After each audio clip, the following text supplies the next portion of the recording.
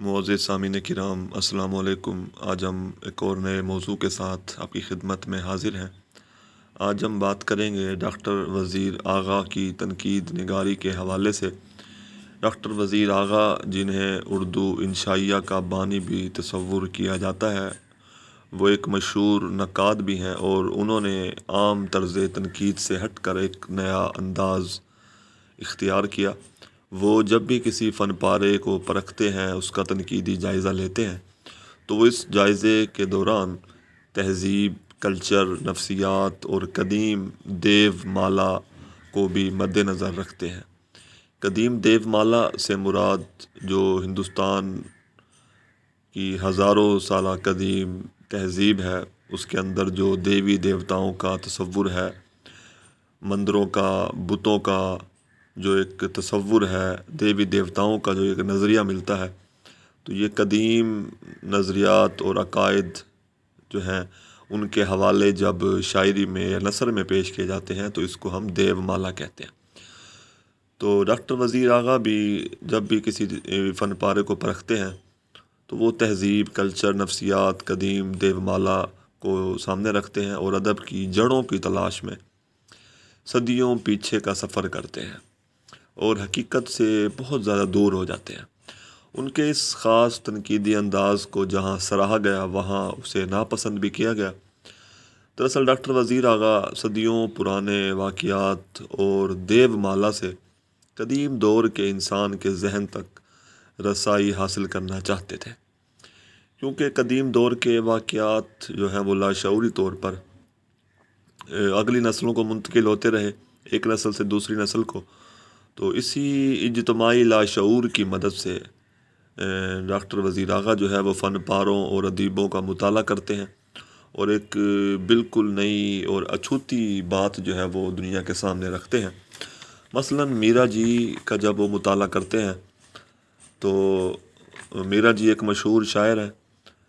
لوگ ان کے ظاہر کو دیکھتے ہیں اور ان کے باطن میں گھس کر ان کے باطن کو ٹٹولنے کی کوشش نہیں کرتے، مگر جب وزیر آغا میرا جی کو ٹٹولتے ہیں تو اسی جانچ پڑتال میں وہ صدیوں پہلے کے دور میں جا پہنچتے ہیں اور میرا جی کے بارے میں لکھتے ہوئے کہتے ہیں، میرا جی چونکہ اس دھرتی کا باسی تھا اور اس کا خون، گوشت پوست اور مزاج اس دھرتی کے نمک، ہوا، پانی اور مٹی سے بنا تھا، اس لیے یہ غیر اغلب نہیں کہ اس کے اجتماعی لاشعور میں بھی ماضی اور ماضی کی روایات کے وہ سارے نقوش موجود ہوں جو روشنی میں آنے کے لیے بےتاب تھے۔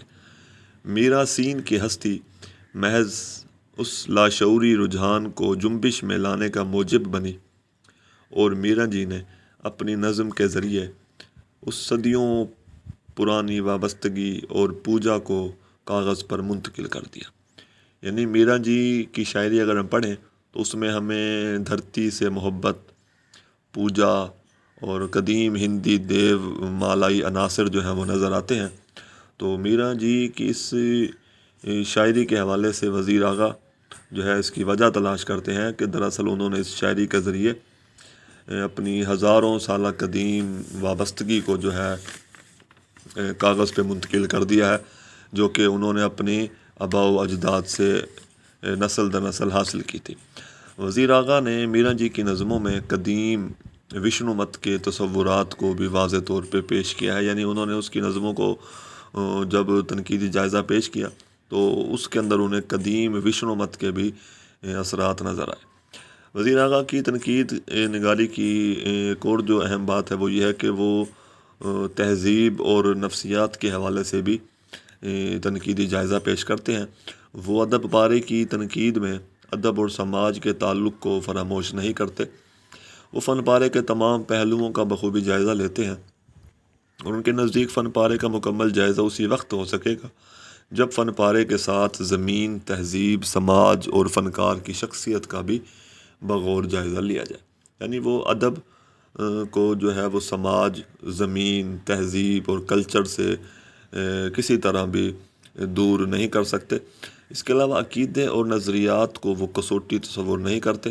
ان کے نزدیک اگر عقیدے اور نظریات کی بنا پہ کوئی فن پارہ تخلیق کیا جائے تو یہ ایک تنگ نظری کی مثال ہوگا ان کے نزدیک عظیم فنکار جو ہے اس کا فن مادی حدود کا پابند نہیں ہوتا، اور اس کا فن آسمان کو بھی پہنچ جائے مگر اس کا رشتہ اور اس کی جڑیں جو ہیں وہ زمین سے ہی پیوست ہوتی ہیں۔